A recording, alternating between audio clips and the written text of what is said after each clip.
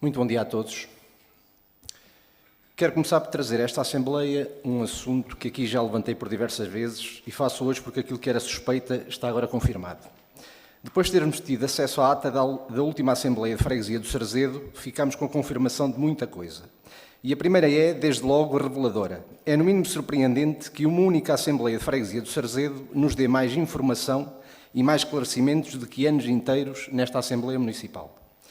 Falo do possível parque fotovoltaico do Sarzedo. Naquela Assembleia, questionado por um cidadão sobre a situação do projeto, o Sr. Presidente da Junta afirmou, e cito, o Sr. Idílio Correia informou que relativamente ao parque fotovoltaico entendia que a concretização desse projeto podia beneficiar muito o futuro e a independência da freguesia do Sarzedo, pois assegurava ao longo de cerca de 30 anos o recebimento estimado de 1 milhão de euros em aluguer de alguns terrenos da freguesia. Presentemente, o investimento estava a esbarrar num parecer do município por questões dos possíveis impactos visuais ao longe, o que a empresa estava a tentar mitigar preparando uma proposta de parede arbórea. Fim da citação. Destas poucas linhas retiramos 3 certezas. Que existe um projeto concreto para instalar um parque fotovoltaico em terrenos da freguesia, que já há valores negociados, 1 milhão de euros ao longo de 30 anos, e que esse projeto foi formalmente apresentado à Câmara Municipal. E aqui dirijo-me ao Sr. Presidente da Câmara. Em fevereiro de 2025, quando aqui questionei, tratou este assunto como um exercício especulativo, uma mera pretensão sobre uma parte residual daquele espaço. Mas o que a freguesia do Sarzedo nos diz, 14 meses depois, não é uma especulação, é um contrato a 30 anos, com valores negociados, já entregue na Câmara. Pergunto por isso, era afinal uma especulação ou já era um projeto negociado?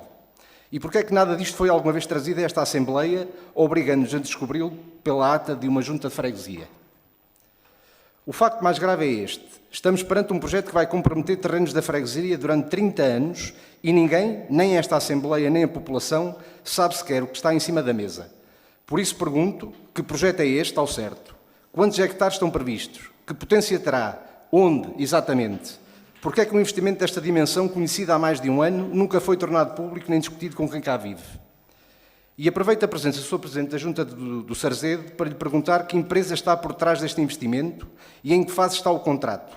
Quais são, ao certo, os termos desse 1 milhão de euros e 30 anos e que terrenos da freguesia ficam comprometidos? E, acima de tudo, porque é que os habitantes do Sarzedo, a quem pertence esta terra e esta paisagem, nunca foram informados nem ouvidos sobre uma decisão que os vai marcar durante 3 décadas?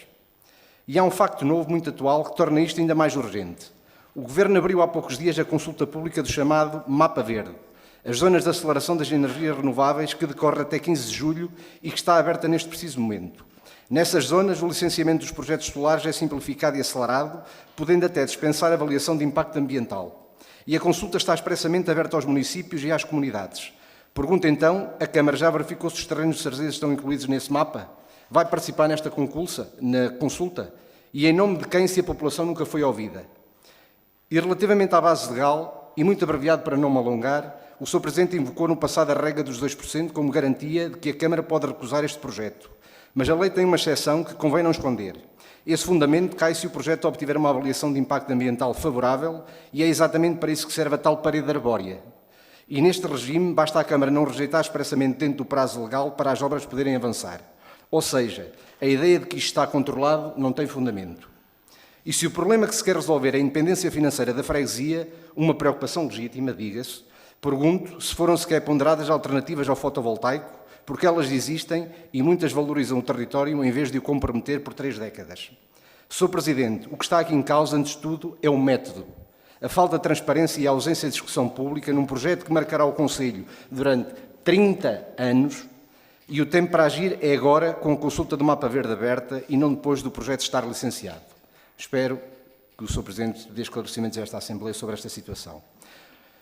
Relativamente à situação da ETAR da Zona Industrial da Relvinha, começo por um episódio que por si só diz muito sobre o modo como este problema tem sido tratado.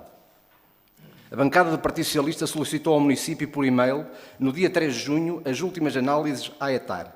Seguiram semanas de silêncio.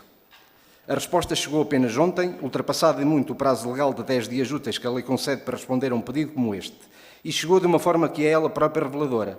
Em vez de nos enviar as análises por e-mail como foram pedidas, o município informou que nos entrega um subscrito fechado no início desta Assembleia.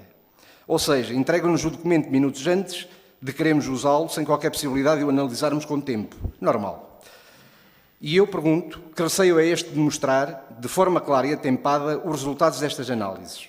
Porque é que aquilo que se pede por e-mail e que a lei manda entregar pela forma escolhida por quem o pede, tem de ser entregue num subscrito fechado no início desta Assembleia? E reparem que o município nos entrega um boletim referente à recolha de 9 de abril, ou seja, a análise mais recente que nos apresentam tem mais de 2 meses. Pergunto por isso, é mesmo esta a análise mais recente que existe? E com que periodicidade está esta a estar a ser monitorizada? Porque num caso de saúde pública como este, o intervalo destes entre análises é por si só revelador do descuido com que o assunto tem sido tratado. Recordo que estamos muito provavelmente perante o mais grave problema de saúde pública do Concelho e que tem sido tratado com completo desprezo. Os anos passam, o problema agrava-se se o Executivo não consegue resolvê-lo.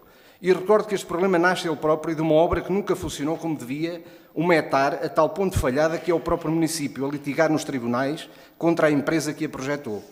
A responsabilidade técnica irá apurar-se em tribunal, mas a responsabilidade política de entregar ao Sarzedo uma hectare que funcione e de resolver isto de uma vez, essa continua a ser deste Executivo. E as pessoas queixam-se do mau cheiro e queixam-se de não poderem usar a água dos poços nem sequer para regar.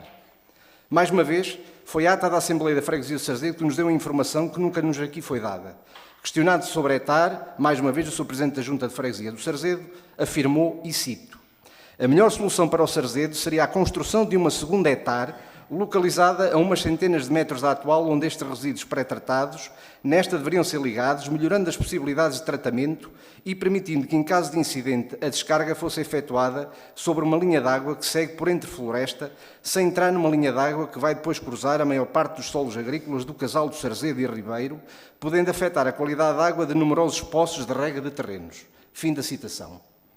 Ora, sempre que abordei este tema, o Sr. Presidente da Câmara, a resposta foi invariavelmente a mesma, que a solução passava por intervir na atual hectare.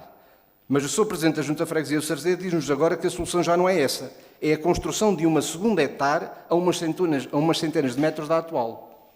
E aproveito para questionar o Sr. Presidente da Junta de Freguesia do Sarzedo mais uma vez. Essa segunda hectare de que falou é uma solução técnica estudada e já em cima da mesa, ou é apenas uma ideia? Foi alguma vez apresentada formalmente ao município? E ao Sr. Presidente da Câmara pergunto, em que ficamos? Qual é, afinal, a verdadeira solução? Existe um plano ou existem apenas respostas diferentes consoante quem pergunta e onde se pergunta? Em que estado está o processo que o município move em tribunal contra a empresa que projetou a hectare? E, acima de tudo, quando é que vai haver, de facto, uma intervenção que resolva este problema de saúde pública que se arrasta há vários anos? Obrigado.